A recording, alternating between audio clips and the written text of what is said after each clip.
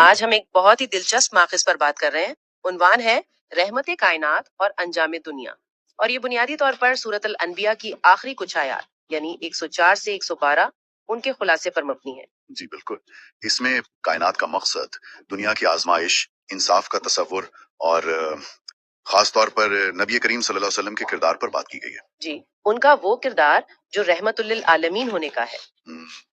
تو چلیں ذرا اس پر ایک گہری گفتگو کرتے ہیں، دیکھتے ہیں ماخذ کیا کہتا ہے۔ سب سے پہلی بات جو ماخذ میں ہے وہ کائنات کی تخلیق اور اس کے انجام کے بارے میں ہے، یعنی یہ جو اتنی بڑی کائنات ہے یہ کیوں بنائی گئی۔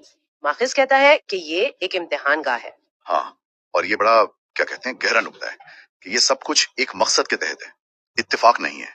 اور ماخذ یہ بھی بتاتا ہے کہ جب وقت آئے گا تو اللہ تعالیٰ اس کائنات کو بالکل جیسے کوئی کاغذ یا تمار لپیٹتے ہیں نا، ویسے لپیٹ دے گا۔ لپیٹ دے گا، اچھا۔ جی، اور پھر شاید اسی مواد سے یا نئے سرے سے ایک نئی دائمی دنیا بنے گی۔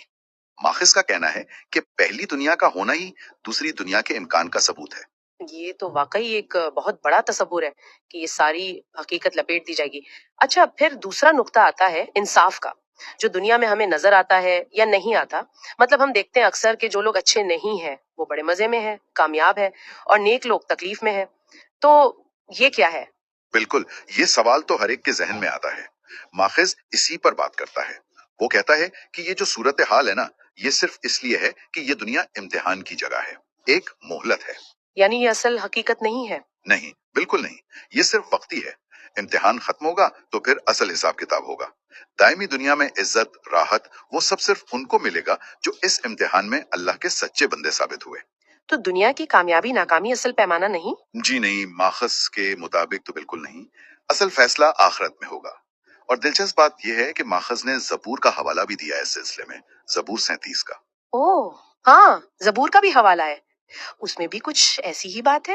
جی، مفہوم وہی ہے کہ شریروں سے حسد نہ کرو، وہ تو گھاس کی طرح کاٹ ڈالے جائیں گے، اور جو صادق ہیں، اللہ پر بھروسہ رکھتے ہیں، وہ زمین کے وارث ہوں گے، ہمیشہ رہیں گے۔ تو یہ تصور یعنی حتمی انصاف کا، یہ تو پہلے بھی موجود رہا ہے۔ بالکل، اور یہی بات ہمیں تیسرے نقطے کی طرف لاتی ہے، وہ ہے رسول اللہ صلی اللہ علیہ وسلم کے بارے میں، ان کے کردار کے بارے میں۔ جی، ماخذ میں حدیث نقل کی گئی ہے، انما انا رحمت مہدات۔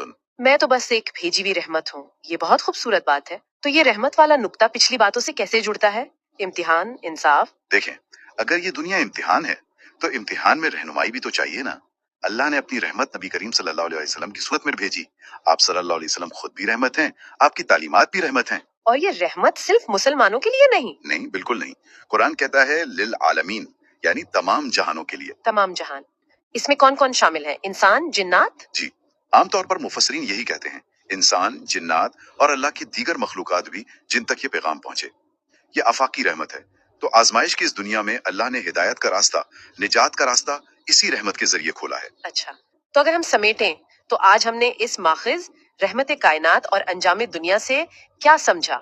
پہلی بات تو یہ کہ کائنات ایک امتحان گاہ ہے، یہ کھیل تماشا نہیں۔ جی، دوسرا یہ کہ دنیا کی اونچ نیچ یہ وقتی ہے، اصل انصاف اور کامیابی آخرت میں ہے۔ اور تیسرا کہ نبی کریم صلی اللہ علیہ وسلم اللہ کی طرف سے بھیجی گئی رحمت ہیں تمام جہانوں کے لیے۔ بالکل۔ اب یہ سب جاننے کے بعد ایک سوال پیدا ہوتا ہے جس پر شاید ہمیں سوچنا چاہیے۔ وہ کیا؟ وہ یہ کہ اگر ہمیں یہ معلوم ہو جائے، یقین ہو جائے کہ یہ دنیا عارضی ہے، امتحان ہے، اصل فیصلہ آخرت میں ہے، تو اس علم کا، اس یقین کا ہماری روزمرہ زندگی پر کیا اثر پڑنا چاہیے؟ ہمارے فیصلے، ہماری ترجیحات، ہمارے کام، ان سب پر اس کا کیا عکس نظر آنا چاہیے؟ یہ ایک اہم سوال ہے۔ واقعی یہ سوچنے کی بات ہے کہ اس علم کو ہم اپنی زندگی میں کیسے اتارتے ہیں۔